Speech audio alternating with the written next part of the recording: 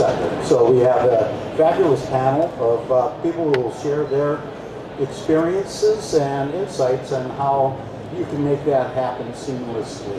So if you're not familiar with the Metal Roofing Alliance, MRA is a trade association composed of the raw material suppliers, the panel manufacturers, and contractors.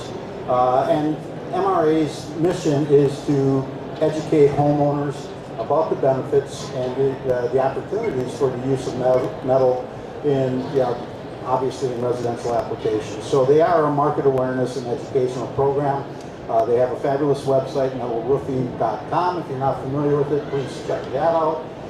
They are also a lead generation system or provider for contractors. So if you're not engaged, please check out the website, reach out to MRA. Renee Ramey is their executive director. We'd love to have you engaged in the association or in the alliance.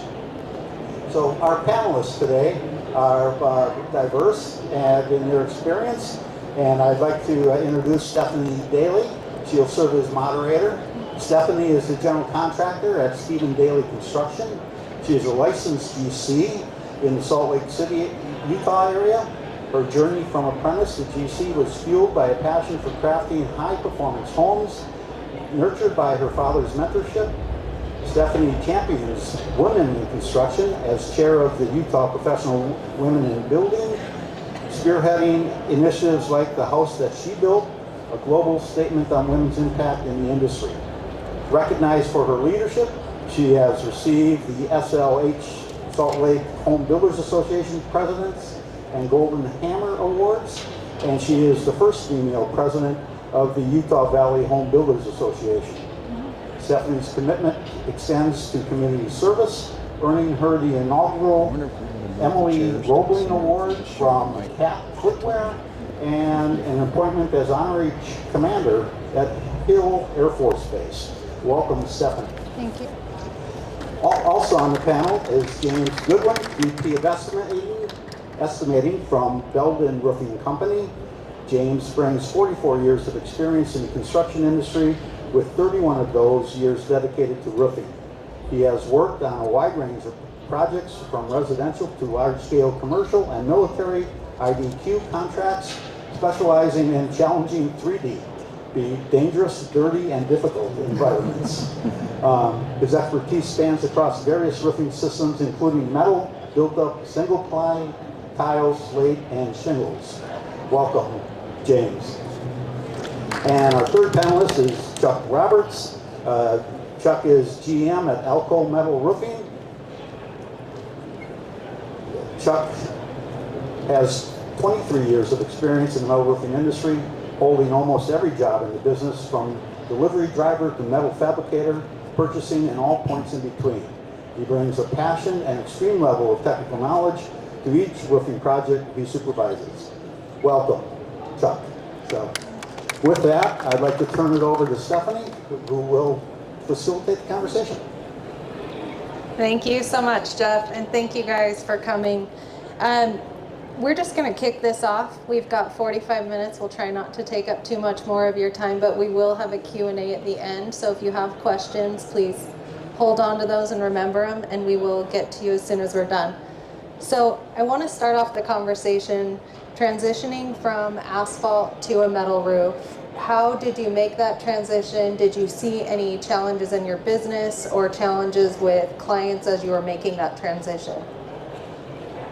So we've got, are these working? You just got to get real close. Okay. So I've been with the business in Beldon Roofing, fourth generation, 49-year-old company. We've been doing metal roofing since I started with them 32 years ago. So when I started in the business, the cost for a shingle roof was probably 4 to 5 times the cost of a metal roof. The metal roof was 4 to 5 times more than the cost of shingles.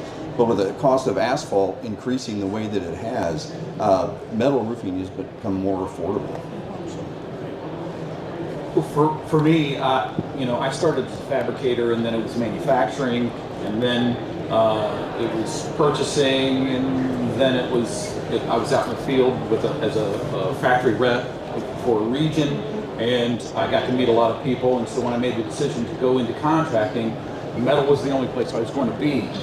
But it was easy to make that decision because I knew all of the factors involved. So for making that decision, here's kind of how I came to that is metal roofing is a niche product to a certain degree. Now that is growing because the numbers are trending that way and have been trending that way my entire metal roofing career. But the niche works because you have less competitors, because any given city literally has thousands of roofers that you compete with. And if everybody is selling the same product coming from the same distributor to the same, it's coming off the same truck that's going to everybody else's job. So what differentiation do you have as a contractor out in the field? I like the idea of being in the metal category. You are talking to less customers, less jobs, more profit per job. The only downside is it's harder to find that, 1 out of 5 roofing customers is a metal customer right now, currently. When I started, that was less than 5%. So it's gone a long way, and I think it's going to continue to trend that way. But I like the idea that we were going to sell something to less people, be more profitable on each job, and differentiate ourselves, because not everybody was telling every homeowner hears all the time, I put on the best roof in town. Anybody ever said that? And you should believe that if you do. Yeah. That's good that you do. I do. I say it. But the difference is that you do have different products in different crews, and you differentiate yourself. You can easily do that with metal that you can't do with composition shingles.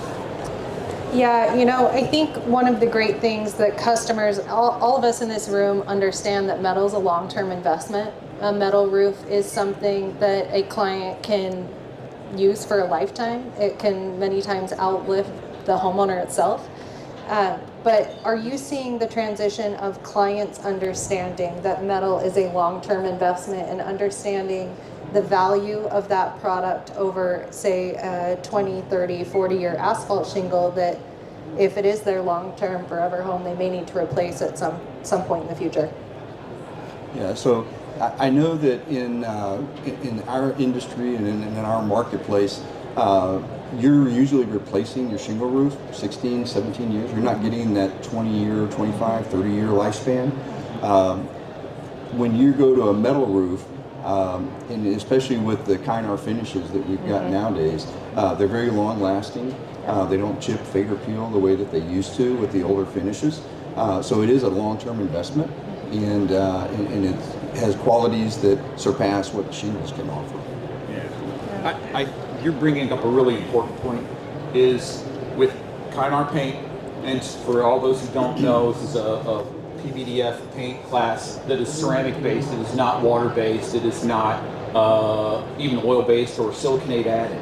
So those coatings are superior. They're truly lifetime. Manufacturers that coat them give you lifetime warranties. You can go into the home and say, this is the last roof you're going to buy, and it's not just me saying that. I have a manufacturer's warranty that backs me up. I can be closed down as a business tomorrow to a homeowner, and you still are there.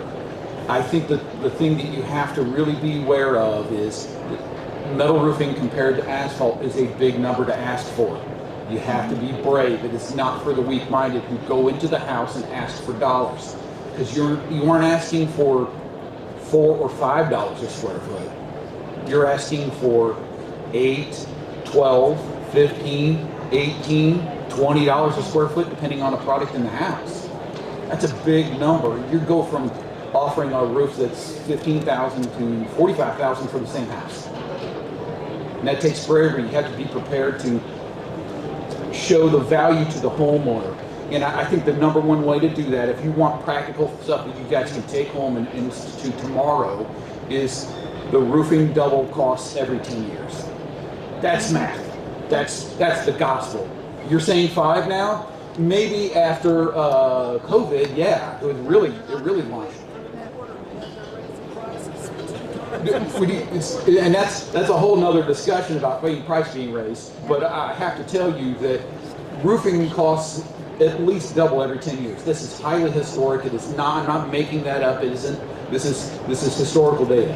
So if you buy a roof today and you replace that in the timeline you said, 17 years, 15 to 20, you've paid for 3 roofs the next time you buy this one now. Now you got 4 roofs in your pocket, and you could have bought 1 roof for 3 times that amount one time.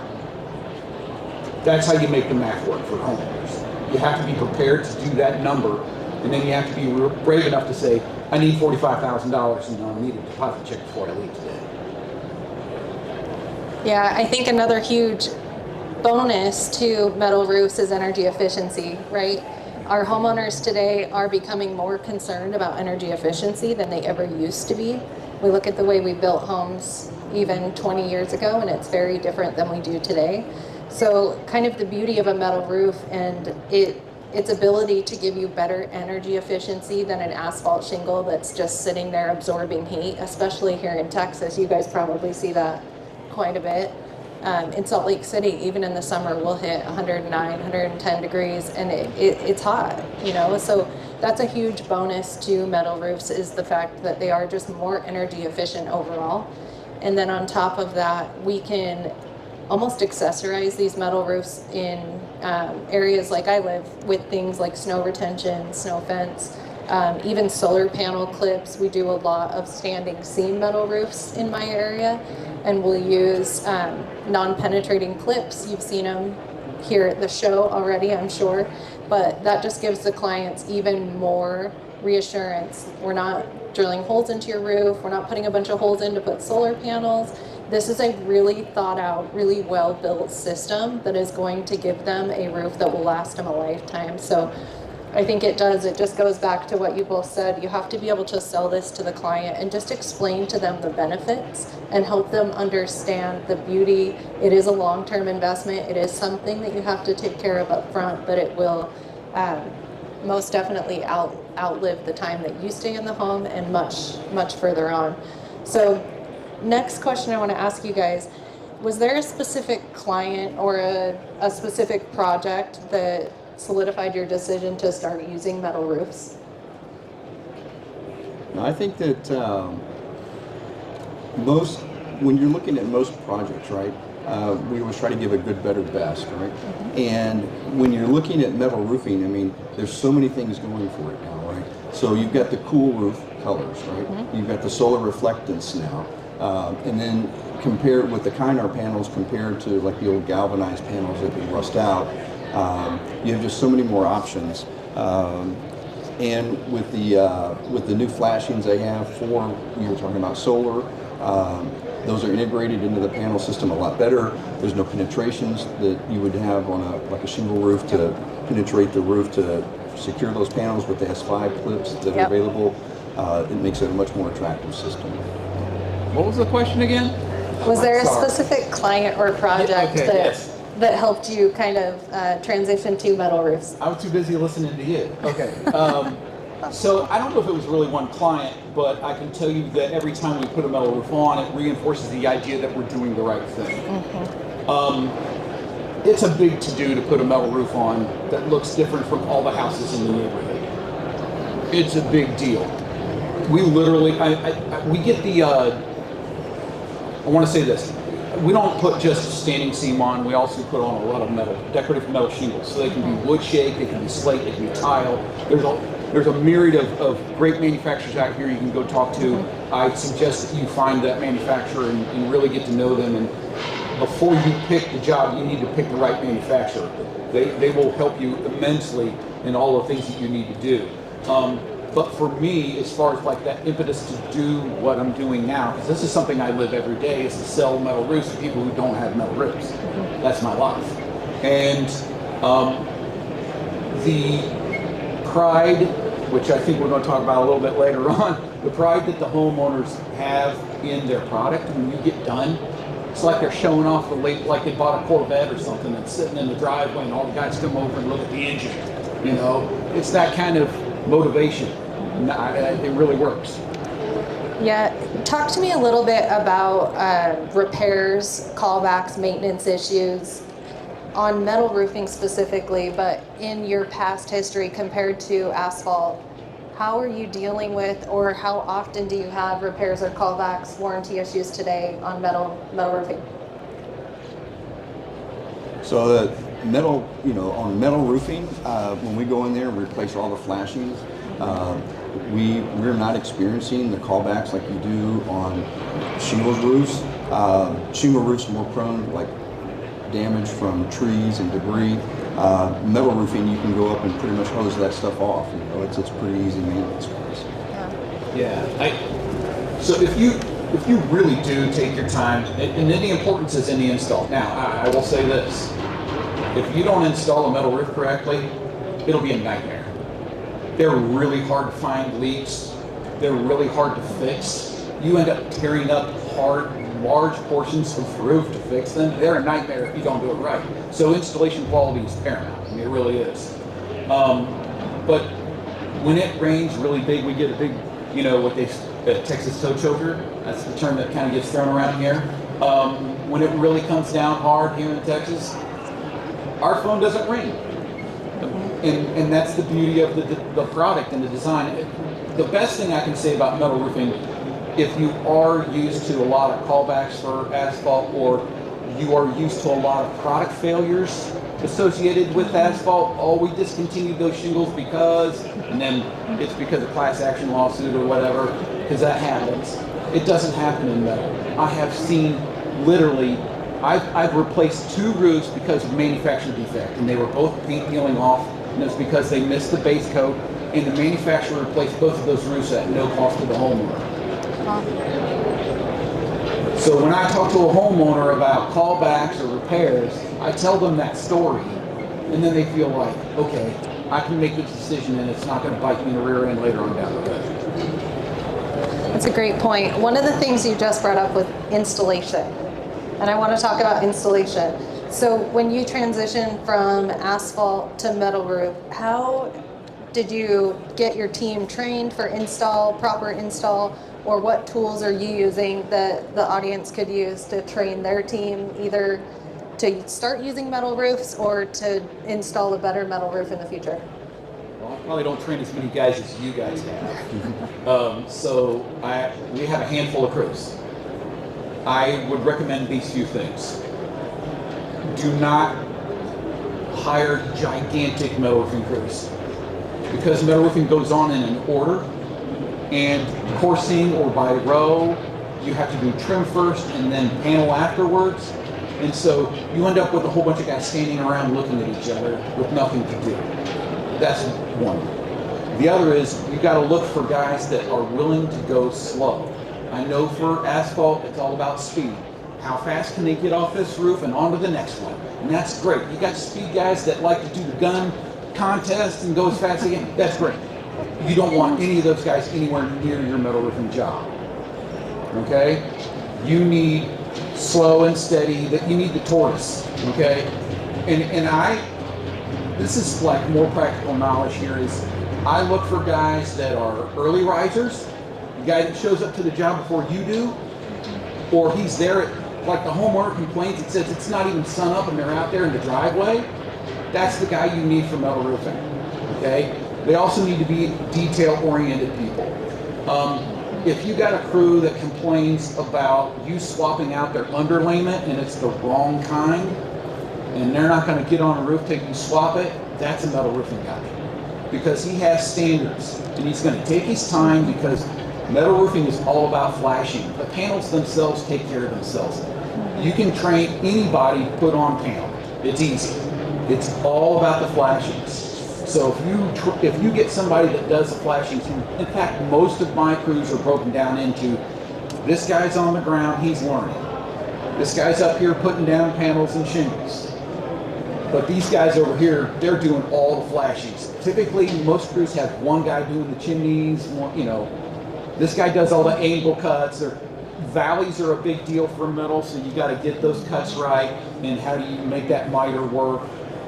That's how that detail works. And so there were times I thought that maybe a siding crew was better than a roofing crew, because they at least knew how to run a brake. That's a great point. And I think that one of the things too is that it's much more technical than your shingle roof. You've got to understand the thermal expansion and contraction of the panels.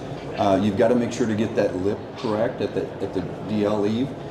If you get it wrong, the panel could come loose, in the heat expansion, or if you don't get it correct and it's too cold, the panel can shrink and actually pull up the heat. So it's a lot more technical. And the other thing too is on the roll formers, you've got to make sure the guys understand how to adjust those roll formers so you can cut down or reduce any oil canning that could have happened. So a lot more technical. Do your metal crews that do maybe metal shingles also same crew that does your standing seam? Not all, often not. They like staying in their lane. I've got a crew that does phenomenal shingle work, and there's times when I have a standing seam job that's ready to go and I want them to go onto it, and I know they know how to put it on, but they never really admit to me that they'll do it because they don't want to. Yep. They've got their lane and they like to stay with it. And if you've got guys like that, crews that like that, those are exactly the people you want on those jobs. They don't like crossing over. Yeah. When we talk about the impact that metal roofs have had on your customers, if we think back to a bad customer experience, we've all either seen them, had them, or known someone that has. When it comes to installing a product that provides your client with a bad experience, that is something they're going to remember forever, even if the other 99.9% of the build was absolutely perfect. They will always remember the bad experience. So that's one of the things that I wanted to ask you both with metal roofing. Has this made an impact or a change on the way the customers interact with you, knowing that the product that you're putting on their house is a lifetime roof, it's a much more durable, higher quality product, rather than just kind of slapping up the cheapest asphalt shingle we can find and running on to the next roofing job? We found that the best way to deal with the installation is to make sure that we have a good handoff between our sales team and our production team. And then when we go to meet with the customer, we take the production manager and we go through the details with the customer. Explain to them, where we're going to be setting up, where we're going to be taking the pan former out and rolling the panels for the job. We discuss where we're going to be putting a portable toilet. So daily communication is really important so the customer doesn't have a bad experience, right? Yes. And the other thing that we do also is that we do a daily report that we send to the customer that shows the photos of what's happened during the day. A lot of times customers aren't at home, maybe they're at work, so they're not seeing the progress during the day. So in order that we don't have a bad experience with the customer, it's that daily communication and that good handoff between sales and production.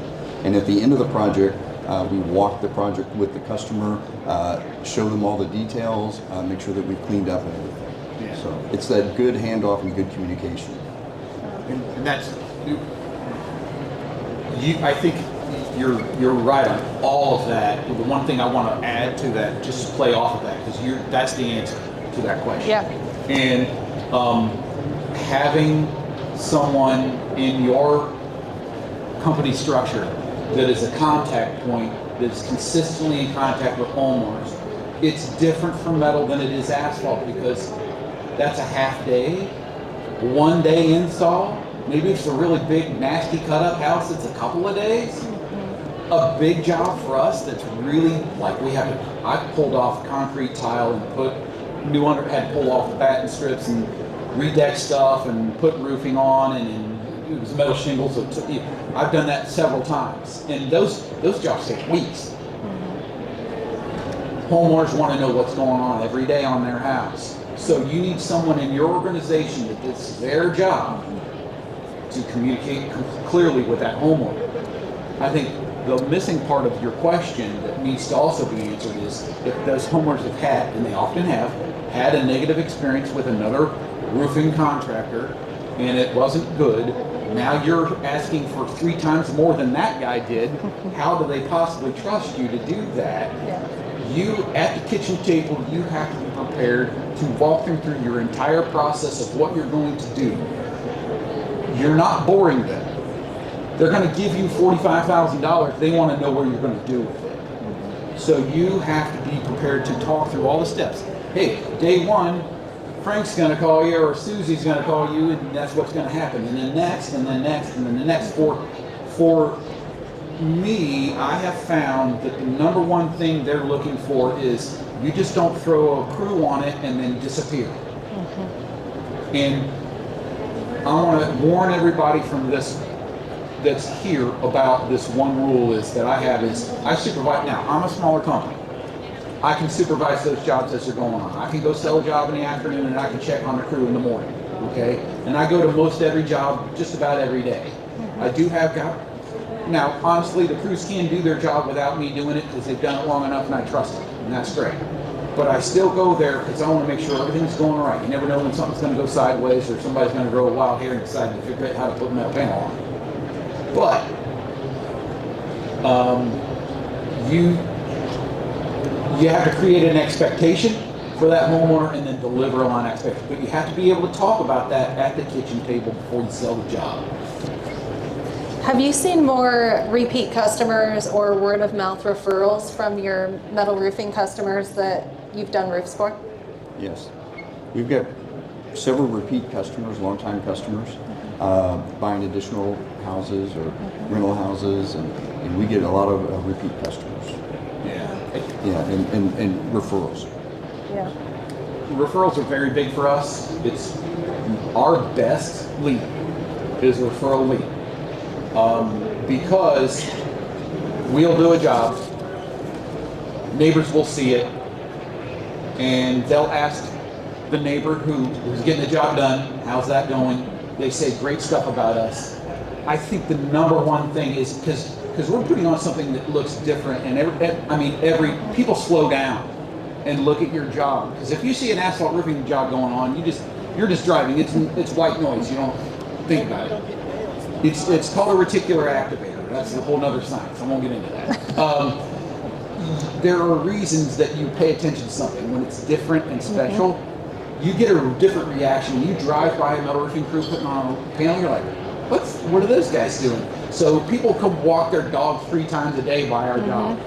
They talk to the crew, sometimes keep them busier than I'd like them to. But that's okay, because I might sell a job to those homeowners. Yeah. So we get a lot of, I would encourage incentivizing your homeowners. I've known of people that have, hey, we're giving out gift cards to Lowe's or Home Depot or whatever. Or I found that our homeowners really love landscaping a lot. It's a demographic thing, which I know we'll get into a little bit later on, but find your demographic for your people, identify them, and then come up with some kind of an incentive for them to sell roofs to their neighbors. I had a neighbor, we did a roof for someone, and when they got hit by hail, we finished the roof. 2 weeks after we finished it, got hit by hail. So the homeowner calls me in a panic, and we go out and we check it, and there's no problem. It's not damaged. It's big enough to damage the asphalt roofs that were in the neighbors, and there were adjusters and contractors swarming that whole neighborhood. Storming. Everybody's starving for a storm. And I go to the house and I tell her to do nothing. It's fine. Leave it. She said, great. That's exactly what I wanted to hear. She goes, now we got to go see the neighbors. And she literally walks us across the street and starts ringing doorbells. That's how you know you've made a friend for life. You've built trust, but you have to be ready for that you got to build that. The only way I built that trust with that particular job is I have crews that they're neat and tidy and clean, and they don't block driveways. And if like some of the houses here in some of these neighborhoods with 0 lot lines, and the debris falls off the roof and over the fence into the neighbor's backyard, and it's locked, you can't get there. So they ring the doorbell and they say, I'm sorry, we dropped some stuff, and we go clean it up for you. Invariably, those homeowners tell me when I go to the job, they come out and say, they're such nice people. Where do you see metal roofing going in the next 5 to 10 years? Do you think we're going to continue to see this trend of metal roofs, standing seam, shingle, or do you think we're going to see a shift in the market? I think that with metal roofing and then it's renewable, right? If you tear off a metal roof, it's recyclable. So with asphalt shingles and the price of asphalt continually increasing, I think you're going to see more and more metal. In the industry, you're seeing not only standing seam, but you're seeing metal panels, granulated metal panels. There's a lot more options. There's a lot more finishes that are coming out. There's now some wood grain finishes Yeah. that are coming out and decorative metals. So there's a lot of innovation going on right now. Yeah. So I see it growing more and more on the metal side, and people getting away from the asphaltic shingle because it doesn't last as long. It's not as durable. Yeah. It's obviously going to grow. I mean, right now it's 1 in 5 customers or less. It's going to be 1 in 4 really soon. If you aren't into metal roofing, by the time it's 1 in 4 customers, you're walking away from cash you should be having. That's just, if you're in the roofing industry, that's what's facing you. At some point, it's going to be 1 in 3. And then we're not talking really long. It's accelerated as I've gone through my career. Because it was 3% when I started. It was like 2.6 or 2.5. Yeah. And we know that because the Metal Roofing Alliance, which you guys should join, the Metal Roofing Alliance tracks all that data. And it's just going to grow. I think the key is find products that work for the architecture in your local market. I know what works in this town. He does. They've been here forever, so they know what people in this market, what their homes look like. I can tell a homeowner, I know what color and style a homeowner's going to pick from my lineup before they have, but I don't tell them. I'll let them make that decision. But I know what they're going to do because I look at their house and I know what's going to look good, and I've done it enough times. I would recommend you finding products that match, and then find bridge products. And what I mean by that is metal roofing products that look similar to asphalt that are not a big leap of imagination for the average homeowner. I think that's an undervalued thing to do. Because a lot of the metal shingles that have been around for a long time, or even standing seam, they look dramatically different. They do not look anything like asphalt, and it's a big change in its apprehension. There are products out there that look a very short jump. Those are the ones I would probably start with if I were you. Do you feel like metal roofs are becoming more mainstream? And I mean, at least in the Salt Lake City market, we're seeing them on a lot more homes than we ever used to see them on. And I really feel like one of the biggest reasons we're seeing that is because of solar integration and the fact that we're all trying to do a better job of building airtight, watertight, better, well-built homes. And that's one of the beauties to this metal roofing is we're not penetrating the roof deck all over the place. And so with the solar integration, a lot of people who are thinking we want a whole roof filled with solar, they kind of naturally just transition over to a metal roof because they know it's a better structure for it to be on top of. Are you seeing something similar in your market? We are. I mean, when you look at the metal roofing, I mean, where houses used to be like 3-tab shingles and they jumped to like a dimensional, right? And then now you're seeing more where they're going to a metal roof. And like you say, that when you go to a metal roof, it really changes the look of the house, right? And then part of that expertise and training, right, is when you're talking and you're changing, even from sometimes you see a tile roof that'll go to a metal roof. You've got to be aware and talk to the customer and just make sure that they understand that it is going to be a different look, right? Yep. But it's a very popular look, and like I said, people are looking for to be more eco-friendly, and it's more recyclable. I mean, it's 100% recyclable. Yep. So more and more people are wanting to be more eco-friendly and move to a standing seam. If I could Yes, talk about go ahead. solar real quick. I have a not very popular belief about solar panels and metal roofing in a positive way for metal roofing. I personally believe that you should not be putting, if you can avoid it, I know not everybody can, if you can avoid it, you should not be putting solar arrays above asphalt roofs for 2 key reasons. One is when the life cycle of the roof doesn't last as long as the life cycle of the panel, you're going to have to remove and reset that panel. And I don't know if you've done this before, but I do it all the time because people have solar array and they need it pulled off before we can put our metal on. And insurance rate currently for removing and resetting the same panel is about $270 a panel. And most arrays are 30+ panels, so they're looking at $10,000 to $15,000 in labor just to move their panels off and back on. Now, Some of those customers are going back to the solar company that they bought them from if they're still in business. I know that's a tricky subject too.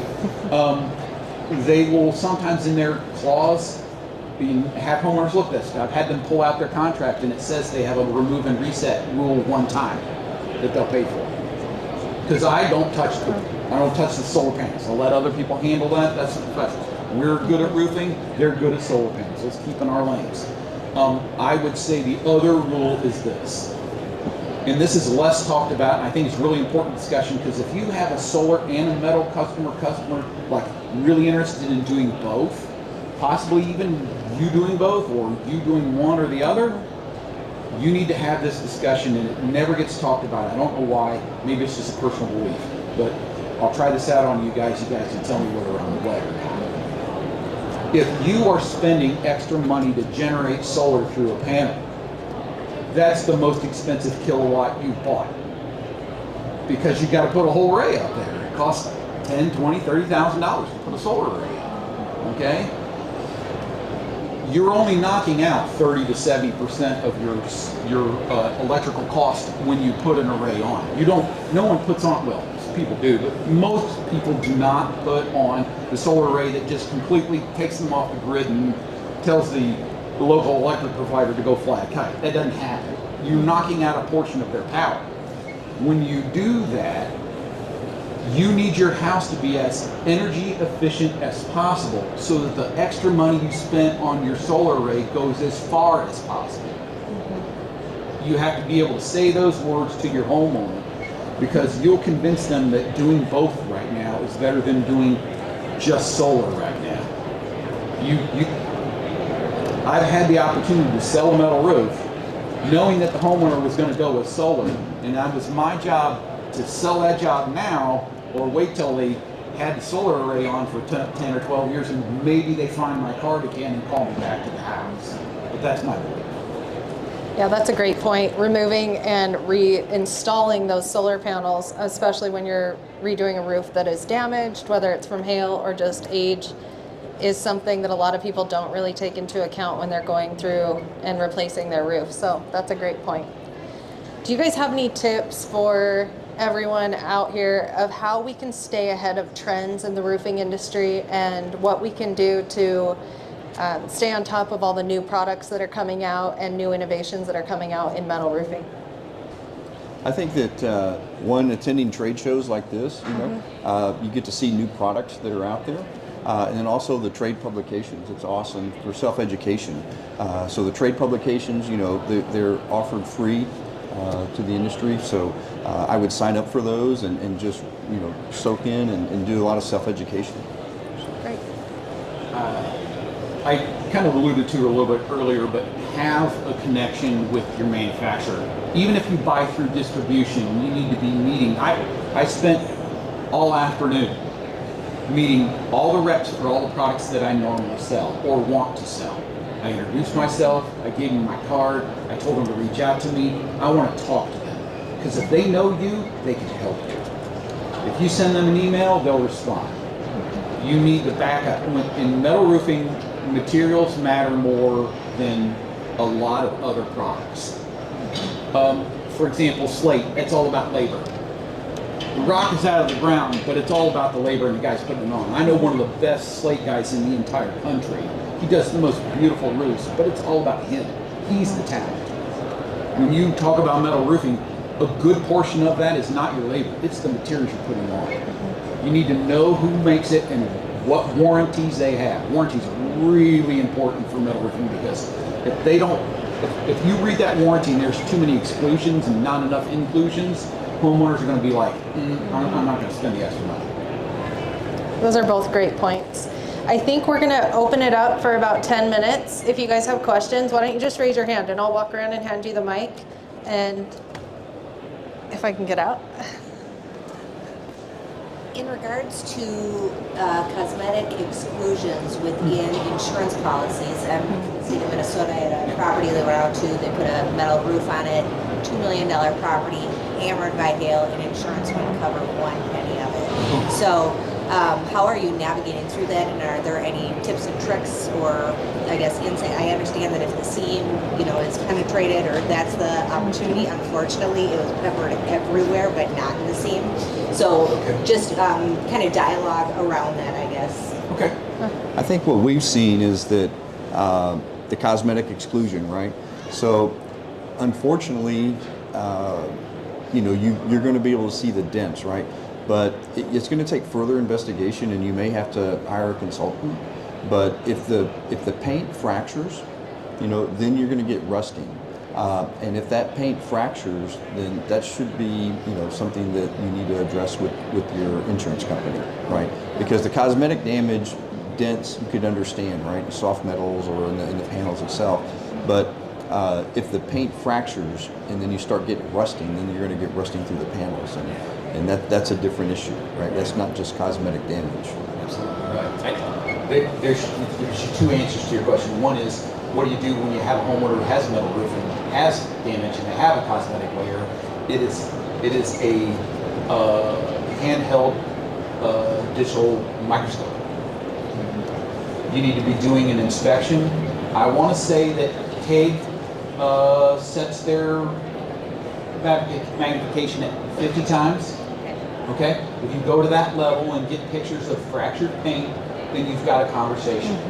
There is a famous lawsuit that happened here in San Antonio against a certain unnamed insurance carrier that doesn't offer a policy that includes cosmetic damage. They don't tell the homeowner that they're not covering it either. They just write the policy, and then you hear later on when you read page 36 of your policy paperwork that cosmetic damage is not covered. So that company got sued by a homeowner here in San Antonio. They had a Galvalume coated standing seam roof, and they said it's all cosmetic damage when the storm happened. So homeowners got dents on the roof and they walk away. Homeowners stay in the roof, and then suddenly little pins, little tiny dots, they look like BBs, and they start bubbling up paint. And then the next thing, and of course it's too far away, you're not on your roof, so you don't know what's happening, and the next thing you know, you see streaking. Little brown, reddish streaks, and it was rust. Well, then those turned into pinholes, and they had roughly like 10,000 leaks on this house. So it leaked really bad, and they went to court, and the reason that they were able to win is because they had offered the coverage of the house without disclosing that they didn't cover cosmetic damage before they signed the paperwork and gave their first premium payment. So fracturing paint is the way. If you want to be proactive, and I advise you to be that, is if you're sitting at the table, at the kitchen table, and you're selling a metal roof, you need to have a cosmetic damage waiver cost. I'm going to say this is a personal opinion, so don't hold anybody to anything for this legally. Cosmetic waiver discounts are not worth the money. They are on average, for my area, around $180 a year. And then you get no rights for cosmetic damage. That is not a discount that it's worth. 180 bucks a whole year.